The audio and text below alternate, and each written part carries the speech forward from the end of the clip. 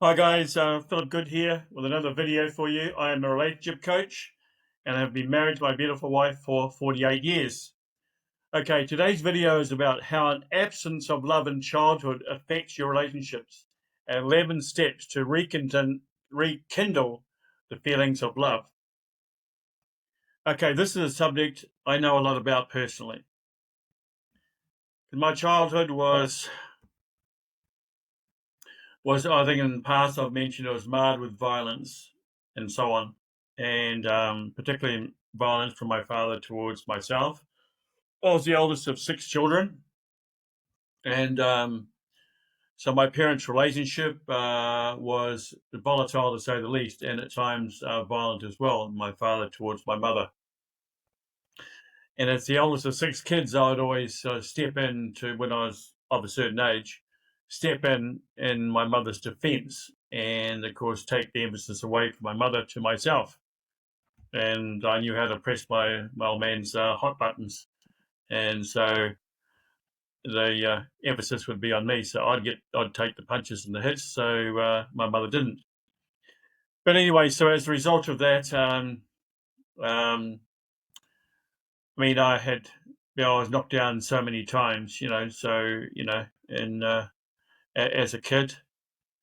So I never had those feelings of paternal love for my dad. I knew my mum loved me, but she had four kids under five, so she was so busy just looking after kids. And my old man never helped her with any household chores or anything. Never helped her with us kids.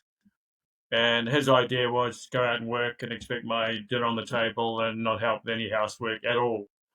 And in terms of communication between my parents, they usually ended up in arguments. I don't think in all the 18 years that I was at home, I can't even remember my parents having a sit down, cool, calm, and civil conversation. So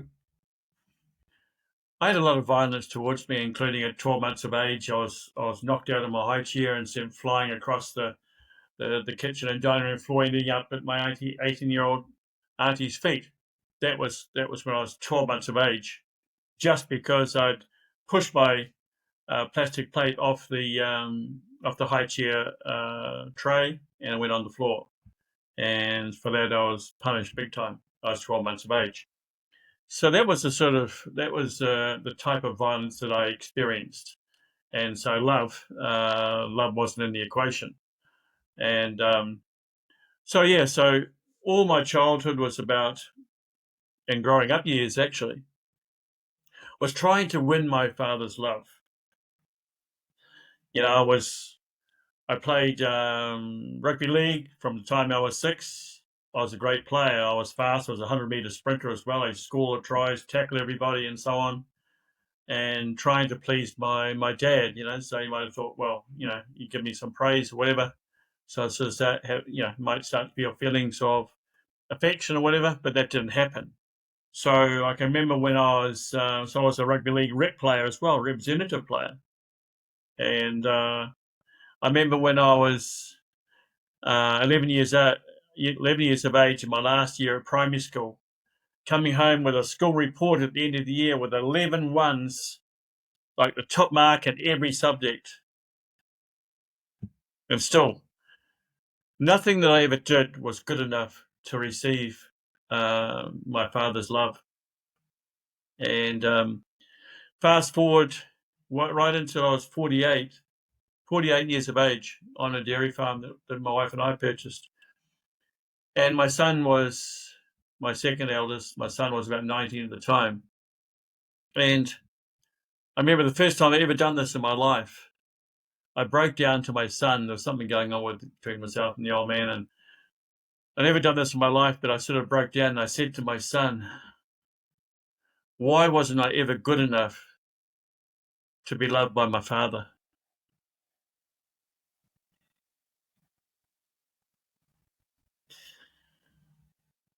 So that's how deep and how things can affect you. And fortunately, I married the right lady, and it didn't affect our relationship. But it did affect my childhood and my teenage years. That's for sure. So the problem is the unseen impact of childhood emotion neglect. If parents can be too busy or just unemotionally available, not available emotionally to meet your emotional needs. They've been so busy, so involved in their own volatile relationship that they forget to give you the love and attention and affection that you need. So therefore, that might carry through from childhood through to teenage years into adulthood, and you struggle with being vulnerable to your partner, right? Because you've been hurt, because you go through those three conditions. You have the feelings of, I am unlovable, I am not good enough, I don't belong. Because surely if I was good enough, I would be loved more in childhood, right? So therefore you feel unworthy of love, not deserving of love, which may well sabotage any future relationship, any healthy relationships with a girlfriend or with a prospective spouse. So you might choose emotionally unavailable partners that have grown up with emotional trauma, abuse, or neglect, like you did. So you are literally unconsciously repeating the emotional patterns of childhood. So you might fear abandoned, so you might become clingy, or you might be involved in controlling behaviors. Or, like me, for instance, you might feel emotionally numb. I got to the point in my early adolescent years, my early teenage years, of sort of realizing that, no matter what I did was not good enough to receive my dad's love. So I mean, score 6 tries in a game, get great reports at school, be a represented rugby league player, the fastest, win 100-meter sprints, being the fastest in the school. Nothing was good enough to receive affection, love and affection from my dad. So I got to the point over the time of my adolescent years of not being able to feel anything, being devoid of feelings, and almost like being an it or a machine rather than being a human being. That's how I felt. So what are the subconscious blocks to love? Fear of being intimate with somebody because it requires vulnerability, and you don't want to be vulnerable to somebody because they'll let you down. They might not return that love. You don't feel safe to love somebody because might end up in pain, like the pain you've experienced in childhood, and it might affect your self worth. You might feel like I was never good enough to receive love, and therefore I'm not worthy. I'm not worthy to receive love or even to give love. And so you are in danger of repeating past patterns of behavior. So the good news is love can be relearned. And so your brain can be rewired, can heal past wounds, and learn to experience love in a deep and fulfilling way. And one of the ways to do that is to look in the mirror and say, I am good enough. I am lovable. I do belong. And look in the mirror and say that I am a good person. I deserve love. I deserve to be loved and to feel love. And repeat those things. And it's important to forgive yourself. Say to yourself, I forgive myself. If the trauma and the lack of love came from one parent or both parents, forgiveness is a powerful, powerful, powerful thing. And forgiveness is obviously related to self-love. Gets rid of the blame, feelings of blame or non-deserving that you're feeling. So what are 11 steps to rekindle the feelings of love? Acknowledge the past without letting it define you. So recognize what your childhood was like and realize that was not your problem, it was your parents' problem, right? They were still too involved with themselves or their own volatile or abusive relationship, dysfunctional or toxic relationship to give you the love and affection that you needed as a kid and as a teenager. So constantly challenge your inner dialogue, the words you say to yourself. And do not say, I am not lovable. You say that I am worthy and I am deserving of deep and fulfilling love. Practice self-compassion. Speak to yourself. Speak to yourself in your own self-talk, because we all talk to ourselves. Speak to yourself with kindness, and constantly say you are a good person. Focus on things you've done well in your life. Focus on the positives and not the negatives. And what you've got to do is learn to receive love without fear of rejection.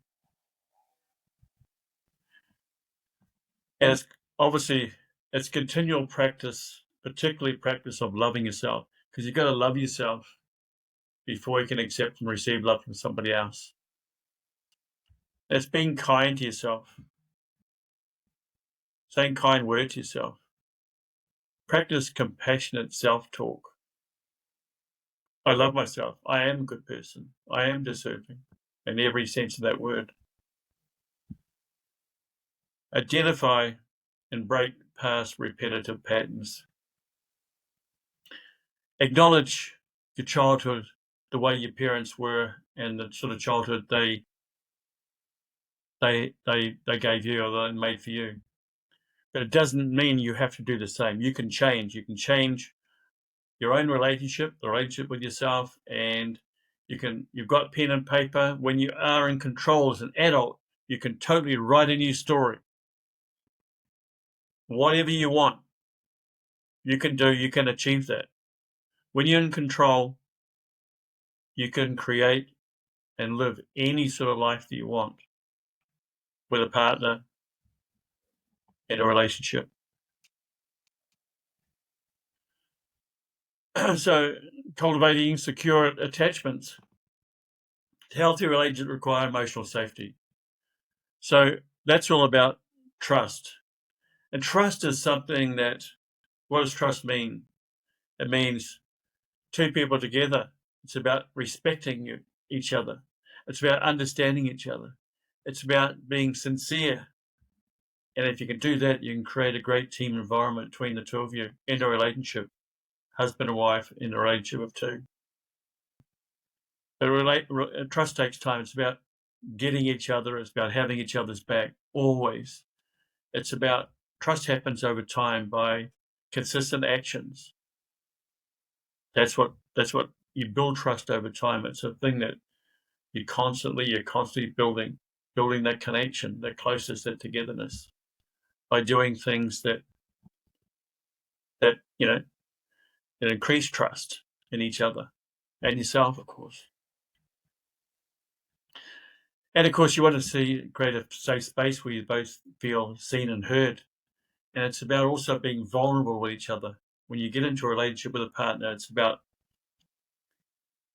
emptying your heart, all the things that have bugged you since childhood, what your childhood was like.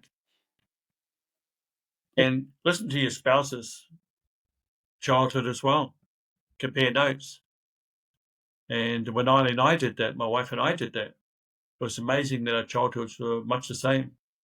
So we had terrific understanding. We got each other right from the word go.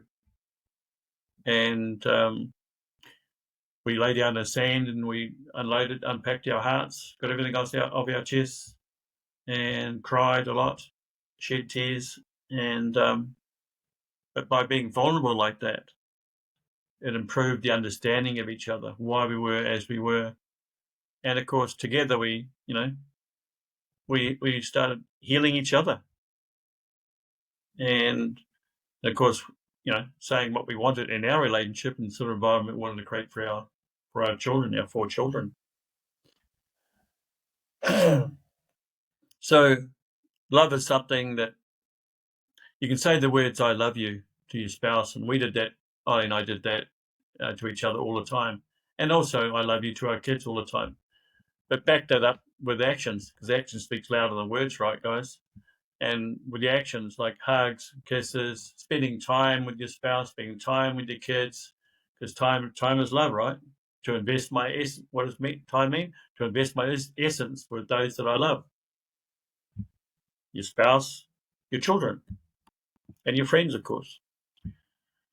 And you got to communicate your needs clearly, and don't just expect your spouse to be a mind reader.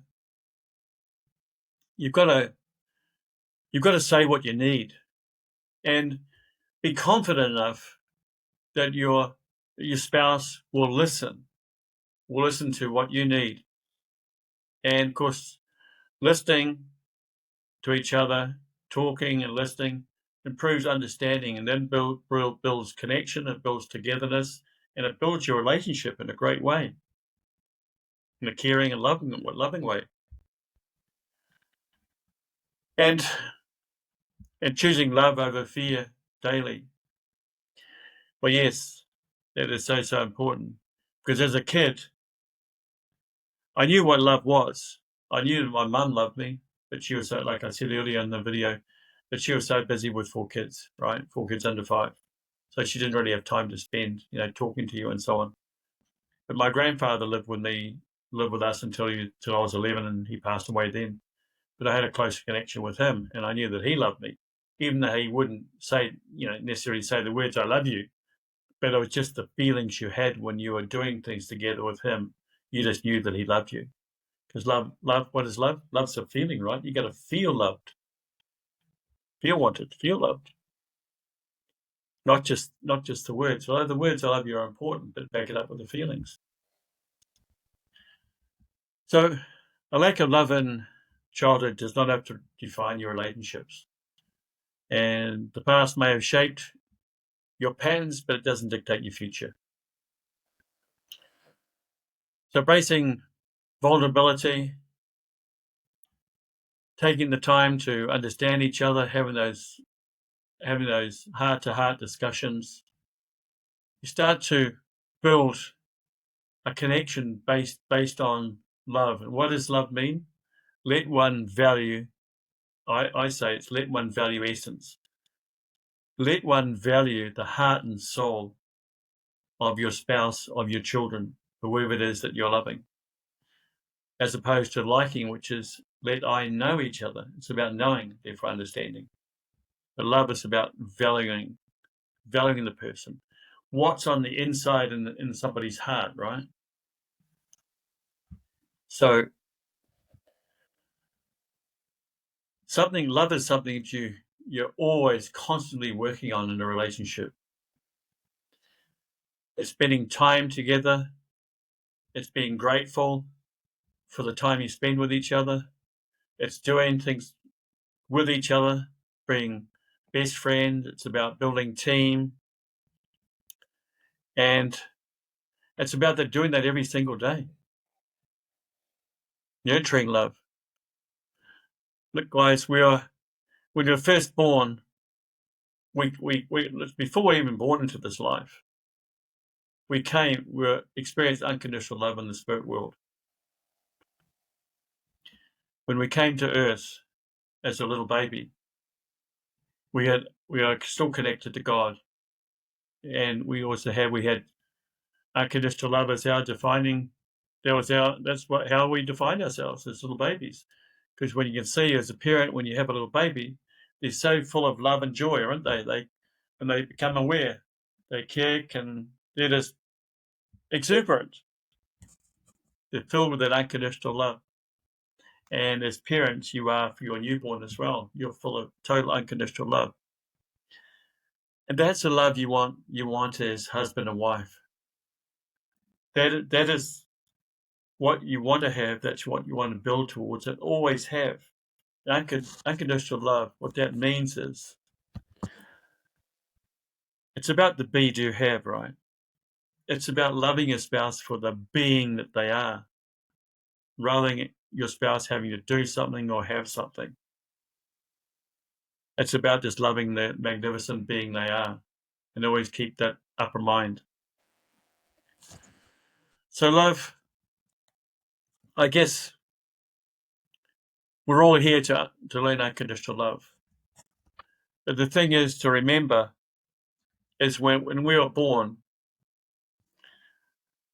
we were given three gifts by God at the point of creation. We're given the gifts of mind, awareness, and thought. And we're also given the gift of innate well-being. And what is innate well-being? It is hope. It is unconditional love. It is wisdom. It's peace of mind. It's resilience. It's motivation. It's gratitude. It's kindness. It's wanting to personally develop yourself. It's about happiness. It's about inspiration. It's about in the zone. This is what our gift from God at the point of creation, this was. This is what we were given. And nobody can ever take that away from you. But quite often what happens in life, things get in the way of it. Negative things happen, and we start to get a larger and larger onion type thing, layers and layers and layers of negative things that have happened in our life. And we lose sight of what love really is. And we got to peel back the layer until we get back to our true core, our true essence, which is unconditional love. Which is we want we want unconditional love. It's a defining emotion between yourself and your spouse, and of course between yourself and your children and grandchildren as well. Okay, guys. Well, it doesn't matter what sort of childhood you experienced. If you experienced abuse or neglect as a child from your parents, and you were deficient or devoid of love, or you had fleeting moments of it, or none at all, it doesn't mean that you cannot build a great relationship with yourself, that you cannot learn to love yourself, and then you can, and that it doesn't mean that you're not going to find a spouse, a person that you can love, and that person will love you as well. It happened with Eileen and I. I mean, when I got married to my wife, Eileen, it was quite amazing there when we compared notes. Like she had gone through a similar sort of upbringing as myself. At 16 years of age, she was punched so hard on her back, she was black and blue all over her back, and she couldn't walk. So she crawled out of a bedroom window to her neighbour's place for help. And when we met at 22, this is what she relayed to me when we were lying on that beach, comparing notes and doing heart-to-heart stuff, unpacking our childhood, our teenage years, and what we wanted and what we didn't want in our relationship, our marriage that was about to happen going forward. And it's amazing, and all the thousands of people that we could have met. We met a person and got married to that person who had a very similar childhood to ourselves, to each other. So why that was good was we understood each other, right? And we knew what we didn't want in our life, in our relationship, and the environment for our kids, and we certainly verbalized what we did want, and so we created a plan of what we did want, and but it's an incredible thing. And when I actually spoke my piece about my childhood to Eileen, I sort of relayed everything that happened when I was a kid and so on. But then as I think I described myself the way I was feeling. I said to myself, when I first met you, Eileen, I described myself as a shattered emotions puzzle on two legs. So I was literally shattered into little emotional bits. And so the love that Eileen and I shared, she literally put me like Humpty Dumpty. She put me back together one little piece at a time. It's like a shattered emotion puzzle. One little piece of that puzzle at a time, she put me back together and made me whole again. And yeah, so that's how we healed each other. We understood each other and we healed each other with love, with really, really deep love, caring, lovers, best friends, team, and so on. Worked together pretty much 40 years, about 48 years of marriage. Worked together, lived together, did everything together. So I was blessed to have met and married a beautiful, beautiful human being like my wife, Eileen. I am so honoured and grateful to have met such a lovely lady.